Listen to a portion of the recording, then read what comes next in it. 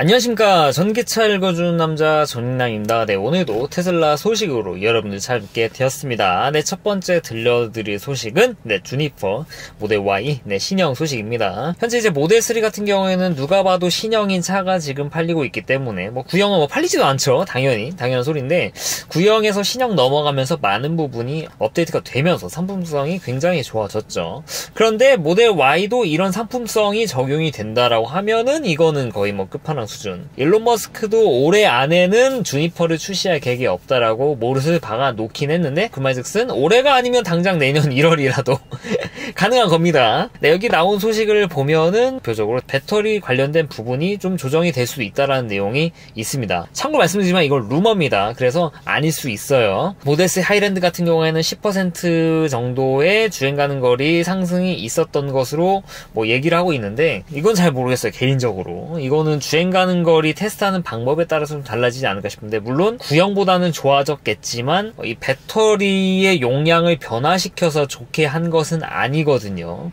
그래서 이 부분은 약간 좀 걸러서 봐야 될 부분이 있을 것 같기는 한데요. 제가 좀 포커스를 맞추고 싶은 건 이제 배터리 사이즈. 여기 보면 이제 지금보다 배터리 용량을 늘린다라는 얘기가 있는데, 이 부분이 쉽지는 않아요. 사실 제가 전 영상에도 말씀드렸지만 이 4680 배터리 정도로 가서, 그러니까 폼팩터 자체를 바꾸지 않는 이상 여기서 에너지 밀도를 높이는 게 지금 가지고 있는 2170 배터리 원통형의 한계를 좀 넘어서야 되는, 극복해야 되는 그런 것들이 있다 말씀을 드렸죠. 그러면서 파나소닉 배터리와 LG 배터리의 이 에너지 밀도 차이가 나는 부분, 파나소닉 같은 경우는 NCA, LG 같은 경우는 NCM, 똑같은 원통형이어도 이러한 차이에 의해서 배터리 밀도 차이가 지금 발생하고 있죠. 그래서 미국산 파나소닉 배터리가 들어간 차에 비해서 중국산 LG 배터리가 들어가는 차량들의 배터리 캐패시티가 좀 더 낮게 들어간다라는 거. LG도 NCA 하면은 에너지 밀도 높게 가져갈 수 있겠죠. 근데 LG는 NCM에 주력을 하고 있지 않습니까?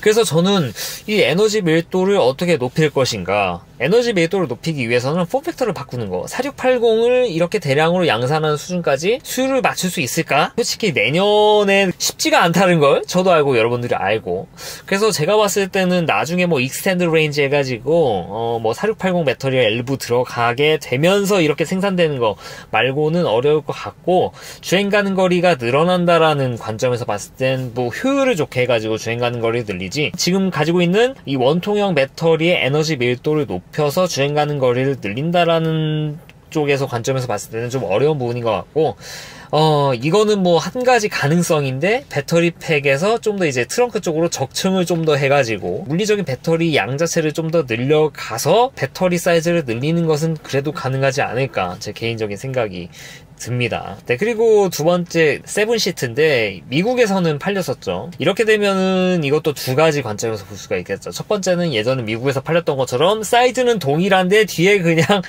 시트만 어거지로 넣은 거. 그리고 두 번째는 이 사이즈 자체를 익스텐드로 좀 늘려가지고, 그러니까 어떻게 보면 이제 모델 Y도 숏 사이즈 그리고 롱 사이즈 이런 식으로 있는 거죠. 마치 우리나라에 지금 팔리고 있는 스포티지가 유럽산에는 우리나라보다 작은 모델이 들어가는 거, 앞뒤로 이거를 좀 축약한 거라고 보시면 될 것 같아요. 그래서 제가 봤을 때는 제대로 된 세븐시트의 모델 Y가 나오기 위해서는 차체를 좀 더 늘리지 않고서는 좀 어려운 부분이 있지 않을까 생각이 드는데, 그냥 시트를 넣는 것보다는 약간의 차체의 변화 이런 쪽으로도 좀 기대를 해볼 수 있지 않나 싶어요. 이렇게 됨으로써 총 들어가는 배터리 용량도 좀 늘릴 수 있는 그런 여지가 있지 않을까 개인적으로 생각이 듭니다. 이렇게 말씀을 드리고 있지만 그래도 약간 의문점이 드는 것은 사실이에요. 지금까지 봐온 테슬라는 그런 식으로 뭔가 다양한 조합의 그런 베리언트들을 많이 만들고 있지 않아 왔어요. 테슬라를 오랫동안 지켜보셨던 분들이라면 약간 좀 의아할 수도 있겠죠. 아무리 7시트 이렇게 좀 넓게 가져간다고 하더라도 과연 테슬라가 똑같은 모델 Y인데 숏 버전, 롱 버전 이렇게 나눠서 생산을 할 것인가? 그래서 약간은 좀 그래요. 하지만 근데 지금 나와 있는 루머로는 충분히 그런 쪽으로도 생각해 볼 수 있는 여지가 있지 않습니까? 배터리 용량이 증가하면서 세븐시트 이런 것을 충족할 수 있는 거는 차체를 이렇게 늘린다거나 아니면 트렁크 쪽에 적층, 프렁크 쪽에는 적층을 지금은 안 하고 있죠. 그쪽이 이제 돌가트랑 이런 게 딱 튀겨가지고 사고를 야기할 수 있으니까 지금은 그렇게 안 하고 있는데, 그래서 그런 쪽으로도 지금 상상의 나래를 펼쳐볼 수 있지 않을까, 이 조합을 해보면. 그렇습니다. 네, 아무튼간 이제 5시트 주니퍼 같은 경우에는 25년 바로 1분기 때 인도가 된다고 하니까 와 굉장히 빠르죠. 그리고 7시트는 2025년 4분기니까 대략 한 3분기 정도 차이가 나는데 진짜 이런 거 보면은 좀 차체가 길어진 모델 Y가 나오는 게 아닌가. 그러니까 이렇게 시간이 좀 길게 차이가 나는 게 아닌가 싶기도 합니다. 시트 넣는 것만 하면은 이렇게 차이가 날 일이 없겠죠. 아무튼 간에 좀 흥미진진합니다. 아니 진짜 7시트 나오는 거 아니야? 그니까 진짜 긴 버전 나오는 거 아니야? 네, 아무튼 간에 제가 이 루머를 보고 그간 테슬라가 해왔던 것을 생각하면서 제 의견을 좀 말씀을 드린 거고요. 그리고 두 번째 소식입니다. DC 콤보 어댑터 가격 인하 소식. 이거 뭐 미국산 같은 경우에는 몇 주 전에 이미 선행돼서 나왔었던 내용이에요. 제 유튜브에서 다루지는 않았지만. 근데 미국에서 이렇게 가격 인하가 있었다는 것은 우리나라에도 이런 가격 인하가 있을 것으로 누구나 다 예측을 하고 있지 않을까 싶은데, 그래서 좀 안타까운 일이 있습니다. 우리나라에 이런 인하가 일어나지 않을 거다 이렇게 믿고 계셨던 분들이 좀 많이 계셨는지, 아니면 이 사실 자체를 모르셨던 분들이 좀 많이 계셨던 것 같은데, 저번 주에 DC 콤보 어댑터 37만원 주고 샀는데 며칠 지나니까 갑자기 21만원, 거의 44% 떨어진 가격으로 지금 나오게 됐죠. 우리나라 보면은 이렇습니다. 와, 이거 처음 나왔을 때 저는 샀거든요. 그때 제가 처음 나왔을 때 29만원이었나 31만원이나 그랬는데 얼마 안 있어서 갑자기 37만원으로 떡상했습니다. 그 상태로 한 1, 2년 정도 팔다가 갑자기 21만원으로 확 줄였다. 진짜 좀 이렇게 좀 팔았어야지 왜 올려놓다가 다시 이렇게 좀 가격 인하를 해가지고 많은 사람 막 좀 불편하게 이렇게 만드는지 모르겠어요. 어떻게 보면 이거는 충전 인프라 관련된 내용이니까 좀 저렴하게 공급해야지 이런 걸로 또 마진을 받아 먹으려고. 물론 뭐 개발비나 뭐 이런 시험비나 이런 거를 다 여기에 녹여냈다라고 하면 어쩔 수 없지만 이거 판매량 대비 생각하면 솔직히 그거 뭐 진작 뽑아먹지 않았나? 싶은데, 어댑터뿐만 아니라 DC 콤보 레트로핏인데 이거는 우리나라 분들은 잘 모르실 수가 있어요. 이거는 구형 모델 S, 모델 X에 해당하는 내용입니다. 네, 구형 모델 S, 모델 X에 대해서는 이 DC 콤보 어댑터를 쓰기 위해서는 이런 레트로핏 서비스가 진행이 돼요. 뒷좌석도 여러 가지고 뭐 관련된 모듈 하나 장착하는 것으로, 잭바이잭으로 장착하는 것으로 마무리되는 간단한 레트로핏인데, 이게 되어야 이 모델 S, 모델 X 구형도 어댑터를 쓸 수가 있습니다. 어댑터 가격도 그렇고 레트로핏 가격도 그렇고 상당 부분 가격 인하를 했습니다. 이런 거 보면은 박수를 쳐줘야 되나 싶다가도 저번 주에 37만원 주고 사신 분들 생각하면은 그냥 뭐라 얘기를 안 하는 게 나을 것 같기도 하고. 참 그렇습니다. 근데 이거 한 가지는 말씀을 드리고 싶어요. 어댑터 얘기는 아닌데, 구형 모델 S, 모델 X를 사셨던 분들에 대한 리스펙 같은 경우는 테슬라 코리아 자체에서 직접 좀 해줘야 된다, 신경 써줘야 된다, 제가 항상 말씀을 드리지 않습니까? 그렇습니까? 옛날에 모델 S, 모델 X 사면은 테슬라 탄다고, 아니 뭐 저런 차를 타나, 뭐 와이퍼도 이상하고 저런 차를 타나, 이렇게 심지어 그분들은 굉장히 비싼 가격에, 그것도 모델 3가 아니라 모델 S, 모델 X 비싼 차를 사신 분들이잖아요. 그 정도로 좀 더 테슬라를 믿으신 분들인데, 그런 분들은 아직도 DC 콤보 어댑터를 쓸 수가 없습니다. 이 레트로핏을 우리나라가 제공 안 해줘요. 그러니까 이 레트로핏 서비스는 미국에서 해주고 있는데 우리나라에서는 안 해주고 있어요. 이게 엄청나게 기가 막히게 어려운 그런 복잡한 공임을 필요한 것도 아니거든요. 공임도 얼마 안 할 겁니다, 사실. 이거 난이도 생각해보면은. 그런데 왜 안 해주나? 그냥 기계만 우리나라에 보내주고 이거 엔지니어 분들한테 교육만 시켜주면 되는 거예요. 솔직히 이거 다이로도 가능할 정도의 수준이거든요. 이 영상도 많이 나와 있습니다. 근데 이거를 아직까지 안 해주고 있습니다. 그래서 구형 모델 S, 모델 X 타시는 분들은 우리나라에서 충전하려면은 차데모 어댑터를 쓰거나 뭐 이런 말씀 드리긴 뭐하지만 사지 말라고 제가 뭐 말씀드리는 그런 싸제 콤보도 있지 않습니까? 그거를 사가지고 충전하고 계세요. 이건 인프라 관련된 내용이니까 이건 진짜 테슬라 코리아가 반성해야 됩니다. 이거 언제 해줄 거예요? 구형에 대한 지원, 소프트웨어 지원은 테슬라 자체가 해주니까. 근데 테슬라 코리아도 어느 정도 좀 노력해야 되잖아요. 뭐 하는 건가 싶습니다. 예, 이렇게 가격을 인하한 타이밍도 좋지 않습니까? 그냥 처음부터 그냥 공인비 얼마, 그리고 DC 콤보 어댑터 얼마, 이렇게 해가지고 빨리 모델 X, 모델 X 구형 오너에 대한 이런 레트로핏 서비스 당장 진행하시도록 좀 추진을 해주셨으면 좋겠어요. 이거 참 모델 S, 모델 X 오너가 아닌데도 제가 좀 화나는 부분이 있네요. 콤보도 그렇지만 지금 우리나라에 이제 재밌는 게 월 커넥터가 지금 공급이 안 되고 있습니다. 아니 생각해보면 지금 테슬라 샵에서 월 커넥터 스탠드, 월 커넥터 페이스플레이트, 케이블 오거나이저 뭐 이렇게 팔고 있어요. 월 커넥터를 샀을 때 쓸 수 있는 액세서리 이렇게 팔고 있는데, 재밌는 게 월 커넥터를 안 팔아. 월 커넥터를 왜 안 가져오는 겁니까? 이것도 참 재밌어요. 왜 그럴까? 이분들? 필수제 비슷한 그런 것들을 공급 안 하는 거는 무슨 신본지 모르겠어요. 이건 뭐 담당자가 그렇게 신경 안 쓰는 건지 모르겠지만. 제가 뭐 테슬라 코리아를 이렇게 까는 얘기를 하면 할수록 테슬라 엠베서더의 길은 굉장히 좀 멀어지는 것 같은데. 지금 생각해보면 근데 제가 막 그때 뭐 테슬라 엠베서더 얘기도 나겠지만 이런 얘기를 할 수 있을까? 싶기도 해요. 제가 엠베서더가 됐었으면. 보고 계신가요? 네, 보고 계시다면서요. 네. 이런 것들 제 유튜브 보고 막 누구 엠베서더 하네 어쩌네 이런 말고 진짜 테슬라 오너들한테 필요한 것들 그러면서 뭐 우리가 FSD 해주면 좋겠지만 FSD가 아니라 이런 공급망 같은 것들은 테슬라 코리아에서 충분히 할 수 있다고 생각을 하거든요. 어디 이거 레트로핏도 그렇고 얘기하면 할수록 저도 좀 흥분이 돼가지고 여기서 멈추겠지만 진짜 오너 입장에서 봤을 때 필요한 것들이 어떤 것들이 있는지 좀 생각을 해보고 그런 것들을 좀 준비만 해주더라도 테슬라 코리아가 이런 식으로 욕을 먹지는 않을 거다. 조언까지는 아니더라도 좀 말씀드리고 싶네요. 한 테슬라 오너로서. 네, 흥분하니까 말 길어지니까 여기까지만 말씀드릴게요. 네, 그리고 세 번째 소식 레퍼럴 프로그램 얘기인데 또 시작이 됐습니다. 지금 미국부터 시작됐고 이번 것은 다시 이제 예전 거의 초장기 수준의 레퍼럴 혜택을 주는 것 같아요. 레퍼럴 코드를 통해서 구매하신 분들은 $1,000 수준의 할인을 받게 돼 있고요. 그리고 이렇게 레퍼럴을 제공하신 분들에게는 $50 크레딧. 와, 이거 테슬라 크레딧이 아니라 그냥 달러로 들어오는 그런 느낌입니다. 저희 이제 제가 유튜브 시작한 지 얼마 안 돼가지고는 20년도 때 그랬어요. 레퍼럴 이용해서 하면은 거의 60만원 수준의 이런 크레딧이 들어갔거든요. 그땐 돈이 그냥 원화 수준으로. 그래가지고 그걸 이용해가지고 FSD도 살 수가 있었어요. 뭐 솔직히 말씀드리면은 지금 제가 쓰고 있는 FSD도 그 크레딧을 이용해가지고 상당 부분 이용해가지고 감사하게 이렇게 쓰고 있는데 이게 이제 달러화 그리고 원화 이런 단위가 아니라 테슬라만의 그 고유한 그 크레딧 단위로 바뀌게 된 기간들이 있었죠. 지금처럼. 근데 이게 다시 달러화 수준으로 이렇게 바뀌었다. 네, 물론 이게 우리나라에는 적용이 되지 않았고 미국하고 캐나다만 적용이 됩니다.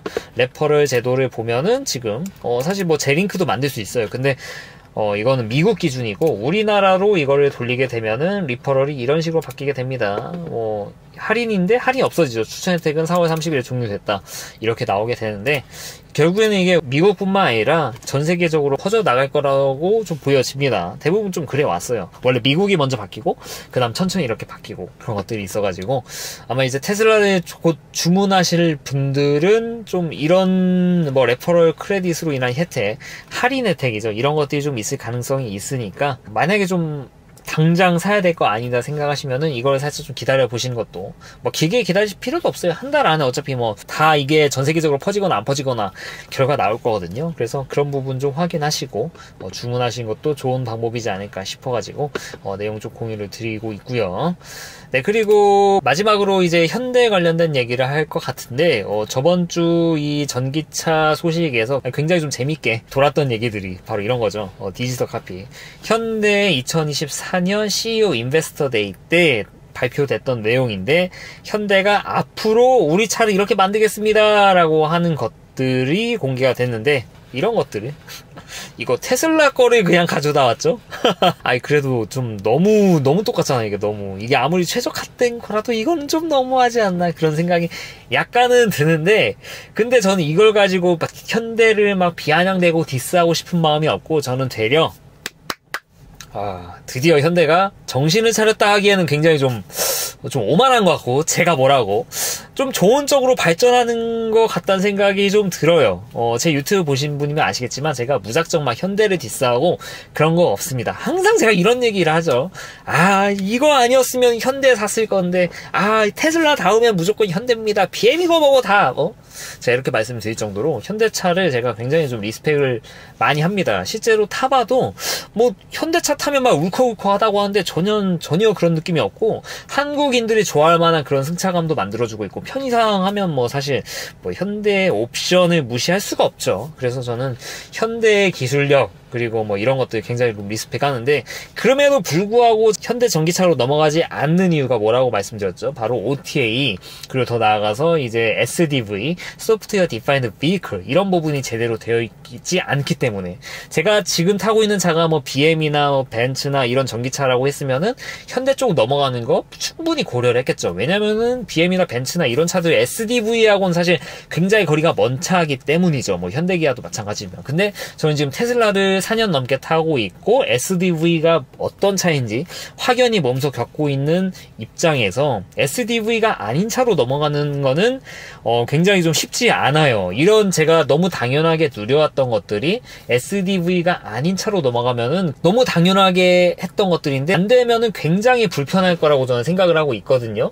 그래서 이런 부분이 굉장히 좀 넘어가기 어렵게 하는 그런 요소들이 있다. 하지만 현대기아가 SDV를 제대로 구현하게 되면은 그때는 현대기아 넘어가는 거 무슨 문제가 있냐 라는 이런 식으로 말씀을 드렸죠. 테슬라를 굉장히 따라한 것으로 보이는 이 디지털 칵핏 가지고 왜 SDV 얘기를 하시느냐 생각하실 수 있는데, 이 디지털 칵핏으로 만드는 거 이거 자체, 이 모니터 가지고 모든 것을 할 수 있는 거 자체가 이미 SDV 쪽으로 한 단계 더 나아갔다는 것을 암시하고 있는 거라고 보시면 될 것 같아요. 생각을 해보면은 이 모니터 안에 있는 메뉴들, 온도 조정이라든지 열선 시트, 그리고 여기 창문 열고 닫고 잠금하고 이런 것들 다 모니터로 표기가 되어 있지 않습니까? 이게 뭐 별거냐 하실 수도 있는데, 이 모니터 가지고 이 모든 것들을 제어할 수 있다라는 것은 생각해보면은 이 중심으로 되는 센터가 이 모니터의 인풋 쪽으로 연결이 되어 있어서 이 모니터라는 인풋을 통해서 센터에서 제어를 통해서 이 말단에 있는 온도 조절 모듈 이런 쪽으로 연결이 되었다라는 것을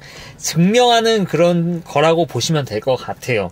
별거 아닌 게 아니라 이거 굉장히 좀 별거인 겁니다. 이거 뭐 온도를 예로 들었지만 다시방 같은 거 여는 것만 하더라도 센터에서 제어를 할 수 있게 된다는 것이죠. 그렇게 되면은 테슬라가 하고 있는 OTA, 이런 업데이트, UI 개선 이런 것들 말할 필요 있습니까? 모두 다 여기서 제어가 가능하고 여기서 한 단계 더 나아가지고 여기에 없던 기능도 만들어줄 수 있다라는 것이죠.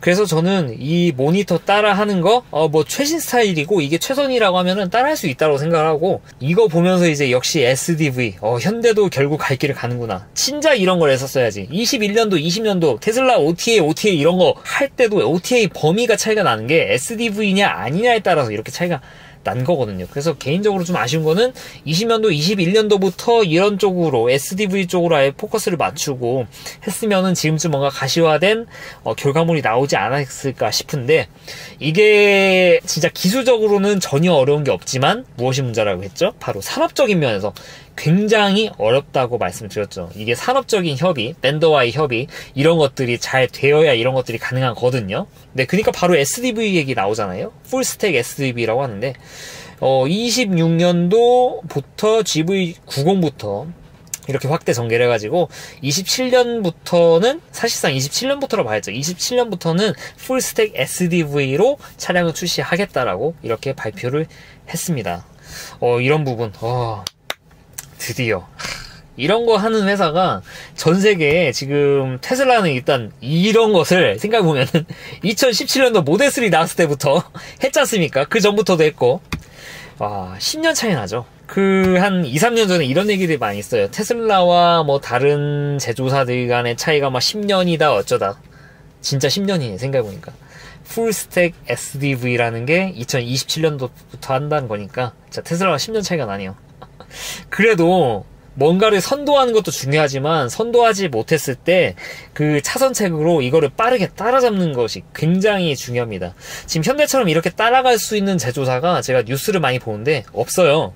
계속 하겠다 말만 하지 제대로 이루어진 데가 없습니다. 뭐 BM이 합니까? 벤츠가 합니까? 아니면 폭스바겐 그룹이 합니까?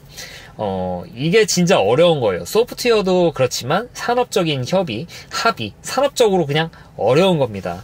그래서 이런 부분에 대해서 현대기아가 굉장히 잘해주고 있다라는 거, 이건 굉장히 좀 리스펙 해야 될 내용인 것 같고, 지금 하드웨어 자체는 현대가 굉장히 잘하고 있고, 여기다가 SDV를 테슬라를 대상으로 패스트 팔로워로 이렇게 간다? 그러면은 정말 무서운 얘기죠. 우리나라가 이 전기차 시대에서는 정말 많은 거를 해낼 수 있는, 기존까지 자동차 산업을 끌고 나가던 곳이 어떤 곳이 있습니까? 뭐 일본 말할 것도 없고, 그리고 독일 그쪽이 많았죠. 현대기아는 굉장히 후발주자인데 전기차 시대 되면서 지금 어떤 기업들이 끌고 가고 있습니까? 테슬라, 그리고 중국 차들, 그리고 현대기아가 미국에서 굉장히 지금 선방을 좀 많이 하고 있어요. 요새 오래돼가지고 이렇게 되고 있는데, 정말 제가 봤을 때는 이 전기차 시대가 되면서 이 전기차라는 이 새로운 이 출발선이 동일한데 지금 잘 나가는 한미중, 한국이 제가 한국 사람이니까 한 좀 들게요. 이런 식으로 나가고 있는 게 참 다행이라는 생각이 듭니다. 오늘 좀 국뽕에 좀 빠져도 되지 않나? 그런 생각이 들기도 하는데, 여기다가 또, 와, 이거 보면서, 와, 현대가 진짜 칼을 갈았구나 생각이 드는 게, 자율주행 차량 파운드리 사업화. 뭐, 이렇게 써있는데, 요약하면 이렇습니다. 자율주행 시스템을 제공하는 그런 업체가 있다? 우리는 그거를 받아들일게. 하드웨어는 우리 거. 이런 거예요. A사 로보택시? 만약에 A사가 테슬라라고 해봐요. 테슬라식 자율주행 시스템을 현대 하드웨어에 박아 넣는 겁니다. 그러면은 현대차를 타고 있는데 이 오토파일럿을 쓸 수 있는 거죠. FSD도 만약에 한국에 들어오면은 FSD도 쓸 수 있어요. 테슬라가 제공하는 그 자율주행 시스템, 뭐 지금은 이제 카메라 8개로 바뀌었죠. 네, AI4 기준으로 앞에 2개 들어가죠. 좌우 사이드 리피터 쪽 하나하나씩 들어가죠. 비필러씩 하나 들어가죠. 뒤에 후방 카메라 하나 들어가죠. 여기에다가 전방 범퍼 쪽에 하나 들어갈지 말지는 모르겠지만 이런 것들 그대로 현대차에 그대로 들어가고 안에 있는 소프트웨어에 AI 4.0 하드웨어가 들어간다는 것이죠. 그러면은 이제 여기에다 소프트웨어를 넣어주면은 그냥 테슬라 오토파일럿을 구현할 수 있게 된다는 것이죠. 현대가 이런 쪽으로 가겠다고 합니다. 이 자율주행을 새로 개발을 해가지고 선도기업을 따라가는 것보다 그냥 돈 주고 라이센싱 해가지고 그냥 쓰겠다. 대신 우리는 이거에 수반되는 하드웨어를 열심히 팔겠다. 우리 경쟁력 있다. 기술력 있다. 와... 이거는 제가 한 1년 전만 해도 상상할 수 없는 건데 그냥 희망 회로입니다 이렇게 얘기를 했던 기억이 나요. 제가 언제 영상에서 말씀드렸는지 모르겠지만 분명히 이런 기억이 납니다. 야, 현대차에 BMW에 이 테슬라 오토파일럿 테슬라 소프트웨어 이렇게 들어온다? 아 맞다, 이거 할 때 그랬죠? 이거 얘기할 때 2024년 4월이죠. 물론 이게 현대기아는 아닙니다. 이 자동차 제조사랑 FSD 라이센싱 관련해가지고 지금 논의를 하고 있다는 내용이 4월 23일 뉴스에 나왔었죠. 이런 얘기를 하면서 그런 희망회로에 찬 그런 얘기를 들려드렸는데 현실이 될 것 같다는 생각이 듭니다. 그렇죠. 이런 식으로 따라가야지. 참 이런 거 보면서 지금 전기차 시대에 오면서 전기차 자체도 중요하고 전기차 산업 자체도 커지고 배터리 산업 자체도 커지고 그리고 자율주행 산업도 이렇게 팍 커지는데 이런 거를 한데 모아서 다 할 수 있는 거. 지금 현 상황에서 가장 잘할 수 있는 선택만을 지금 한 것으로 보여져요. 이런 거 보면서 진짜 칼 갈았다. 물론 제 유튜브 보는 분들은 그래도 테슬라에 이렇게 맹목적으로 테슬라가 짱이야! 현대기아 이렇게 하는 분들은 많지 않은 것으로 보여져요. 제 댓글 보면 느끼거든요. 그래서 아마 제 얘기에 좀 공감 많이 하실 건데 제가 봐도 그렇지만 여러분들도 그렇죠. 진짜 현대가 할 수 있는 최선의 선택을 한 것으로 보여진다. 이런 거 보면은 응원을 안 할 수가 없겠죠. 그래서 간만에 현대기아 하면서 이렇게 재밌게 이건 진짜 좀 그렇네, 뭔가 좀 가슴이 뭉클해지는 이런 소식을 들려드리는 거는 간만인 것 같습니다. 이게 제대로 구현이 되면은 진짜 전기차는 미국, 한국, 중국이 지금 다 휩쓰는 상황이 되지 않을까 개인적으로 생각이 들어요. 미국 같은 경우는 뭐 테슬라가 있으니까 어쩔 수 없죠. 뭐 테슬라도 이 정도면 긴장해야 되지 않나 싶은데 그 테슬라는 자체 배터리도 지금 만들 수 있는 그런 능력이 지금 갖춰지고 있고 뭐 생산량이라니 이런 거 말할 필요 없죠. 선도주자 리스펙. 근데 이제 배터리 쪽으로 가잖아요. 배터리 보면 이제 삼성 SDI 있죠, LG 에너지 솔루션 있죠, 그리고 SK 배터리 있죠. 현대기아처럼 하드웨어 이 자동차, 전장 훌륭하게 이렇게 만드는 회사들도 갖출 수 있고 중국 같은 경우도 무섭죠. 배터리, CATL 말해서 뭐합니까? 거기다 BRD. 네, 지금 진짜 한국, 미국, 중국이 지금 이렇게 휩쓸고 있는데 과거의 전통적인 강자였던 유럽과 일본, 물론 일본은 지금도 하이브리드로 굉장히 잘 나가고 있고 파나소닉 배터리 갖고 있지만 과거의 유럽과 일본이 이렇게 잡고 있었던 내연차 시장은 좀 바뀌고 있죠. 이번 기회를 통해서 미국, 중국, 한국으로 이런 식으로 우리나라의 산업이 이렇게 활성화되고 우리나라 기업도 이렇게 잘 나가고 있는 거 좀 잘하고 있는 것 같아요. 잘하고 있는 건 칭찬해야죠. 무작정 제가 현대기아를 까지 않습니다. 네, 그래서 오늘은 좀 간만에 현대기아 쪽 이야기에 비중을 두면서 이렇게 말씀을 드렸어요. 와, 잘하고 있다. 야, 이렇게 되면은 진짜 다음 차 모델 Y가 아닌 거 아니야? 제 차? 네, 아무튼 간에 물론 이게 이렇게 계획을 보통 이렇게 짜더라도 제대로 이루어지는 게 쉽지는 않아요. 여기에 맞춰가지고 사업개발 이렇게 해보신 분들이면 알겠지만 쉽지가 않습니다. 제 개인적으로 아마 28년, 29년 정도 되어야 제대로 된 현대기아 SDV 차들이 좀 이렇게 돌아다니지 않을까 싶기는 한데 그래도 이렇게 뭔가 좀 보여줄 만한 거창한 계획, 실제로 우리가 구체적으로 이런 식으로 하겠다라고 발표를 하고 있는 전 세계 기업이 얼마나 있나? 없습니다. 없어요. 현대기아 말고 없는 것 같아요. 아무튼간 이런 쪽으로는 좀 응원을 해줘도 되지 않나 싶어가지고 이렇게 좀 긴 지면을 할당해가지고 말씀을 드렸습니다. 이거에 공감을 하실지 안 하실지는 모르겠는데 그래도 잘하고 있는 거 맞지 않습니까? 이 정도면은 그냥 할 수 있는 한 최대한의 노력하고 있는 것으로 보여져요. 다만 이제 이렇게 개발을 하면서 결과적으로는 야, 이 정도면은 우리도 직접 할 수 있게 되지 않았냐? 이런 식으로 가가지고 내가 이거 직접 하겠다 이런 식으로 가는 게 아마 베스트일 것 같긴 한데 그런 것들을 재는 것은 앞으로 현대기아의 남겨진 숙제겠죠. 네, 아무튼 오늘은 테슬라 소식부터 현대기아 소식까지 이렇게 말씀을 드렸는데 어찌 좀 도움이 되셨나 모르겠습니다. 네, 이상 전기차 읽어주는 남자 전익남이었습니다. 앞으로도 유익한 주제를 가지고 여러분 찾아뵙도록 할 테니까 좋아요와 구독 부탁드리도록 하겠습니다. 네, 긴 영상 시청해 주셔서 대단히 감사합니다.